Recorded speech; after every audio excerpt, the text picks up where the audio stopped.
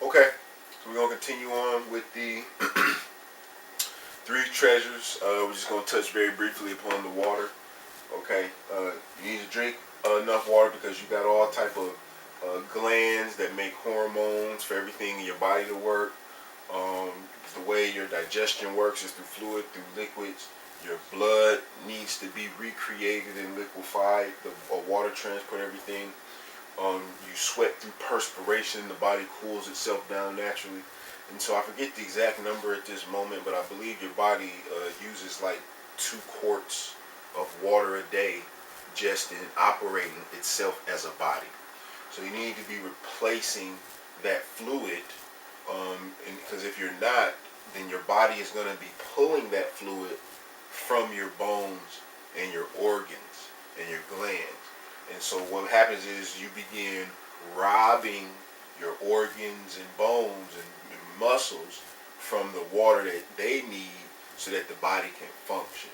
And then that results in illness and death.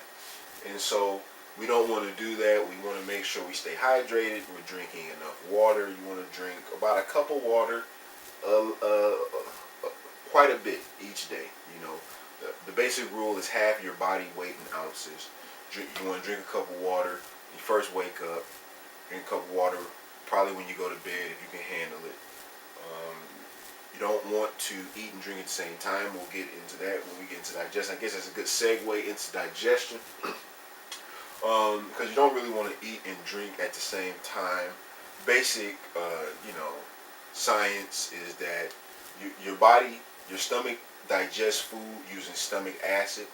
And so if you put a bunch of liquid and mix it with the acid, then the acid won't be as strong and the natural digestion won't take place. So therefore, if you're going to drink, you want to drink either 30 minutes to an hour before or after you eat. Okay. So that's a perfect segue into digestion. So digestion starts in the mouth. You got to understand that there are nerves in the mouth. Okay, and what they do is they absorb the prana from the food. So you got to chew your food properly and allow the gums and tongue and teeth to absorb the prana from them. That happens when you chew the food till it's liquid.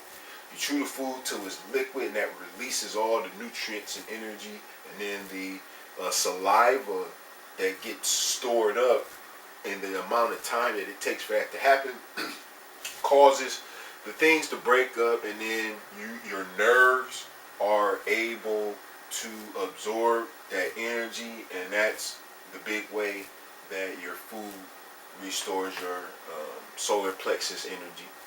And that's how you get a lot of the most important nutrients and energetic things for your body from your food is when you chew it till it's liquefied and allow your tongue and gums to absorb the energy. Okay. Now, in addition to that, as digestion progresses, your body can't digest anything until it's in the liquid state. So then we're going to look at how the body turns what you eat into a liquid state. But the thing is, it's supposed to be a liquid state before you let it go into the body. Because the body's not going to be able to liquefy certain things. And so it's supposed to take things that's already mushy and turn it into liquid. You put things that's solid in there, then it's going to turn into liquid. And then that's why it come out the way it do, which ain't supposed to the way it do. So you need to chew until it's liquid. Once you get good at eating, you eat a little bit of food and take quite a bit of time. And you get more full, more nutrients, you eat less, and it's good and it's healthy. And you can eat more often. But once you do that, it's like you don't even swallow. You don't even swallow. When people swallow, it's because they done chewed their food a little bit and they gotta force their food down their throat. When you chew it right, you chew it, next thing you know, it just disappears like water. Okay, and so you do that, the food gets into your stomach. Now when it gets in your stomach, you want to make sure you're not improperly combining your foods. For example, you never want to put a protein like meat and a starch like bread in your stomach at the same time.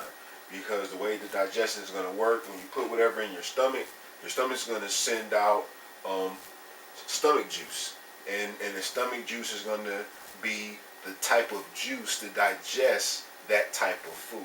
And so for the different types of food, there's different stomach juice that come out. So what happens when you mix the wrong type of foods, your stomach can't release both juices. So it's going to release the juice for the thing that's easiest to break down. So when you put a meat and bread in your stomach at the same time, your body is going to send out the juice to digest the bread. And the meat is not going to have the proper juice to be digested. And then a lot of problems are going to happen, and it's going to come out in the way it's not supposed to, and you're not going to get the nutrients from it, because it's probably going to be in a solid state before it even gets in there.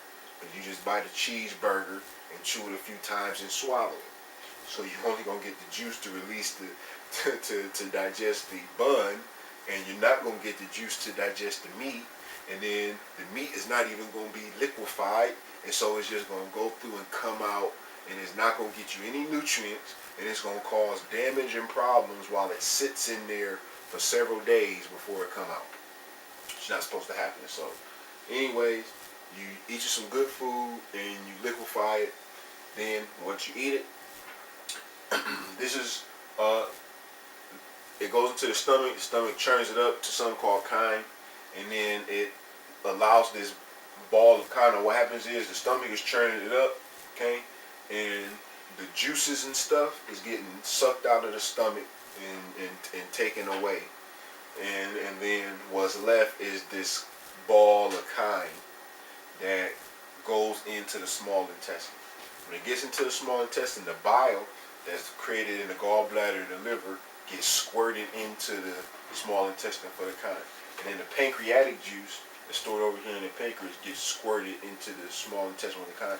So now the chyme mixes with the bile and the pancreatic juice, and then that releases and turns the chyme into the three fundamental building blocks that the body needs to do the rest. And the body gonna take those, that break down to three things, and it's gonna take it out of the intestine, and then it's gonna take it into the liver, where the liver is gonna clean it, turn it into blood, and send it to the heart.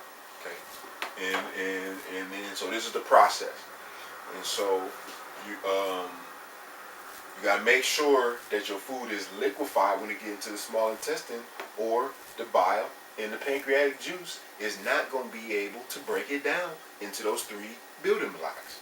And so, but when you properly chew it and it's liquefied, the bile, the pancreatic juice mix, and then it go through the small intestine, and the small intestine absorb the different nutrients that we just talked about, and then it goes into the small intestine, where the small intestine sends it on up, sends it through the large intestine, then turns into the rectum, and then it comes out. So now, when you're eating right and you're eating the right way, you got to eat the right food the right way. And when you're doing that, you're not going to have so much feces, because your body's going to be absorbing it instead of wasting it. Okay? And it's going to float. It's going to be light, because it hasn't sat in there. If it's dark, that means it's been sitting there in a while. If it don't float, it means you're not putting the right stuff in. It ain't supposed to sink, it's supposed to float and be light, smooth, and easy. And if you're having problems, if it's not smooth and easy, it's not light, then it's all because of what you're eating. And that tightness and that soreness and all that stuff is going to cause disease and death eventually. And so you got to make a choice. You know, we don't know this stuff, so we do different things, but once you learn, you know, it's up to you. That's the three treasures. You got air, water, and food. These is why it's important. You need to be eating right. I suggest eating for your blood type. You got to get the book, find your blood type, get the book, see what's good and right for your blood type, because everybody comes from different ancestry, and depending on what part of the world your ancestors come from, they ate a different diet. And so your blood type is best to eat what your ancestors ate. And so you can find out what your blood type is, and then you can find out what people of that blood type, what their body best handle. And so that's what I do, that's what I recommend.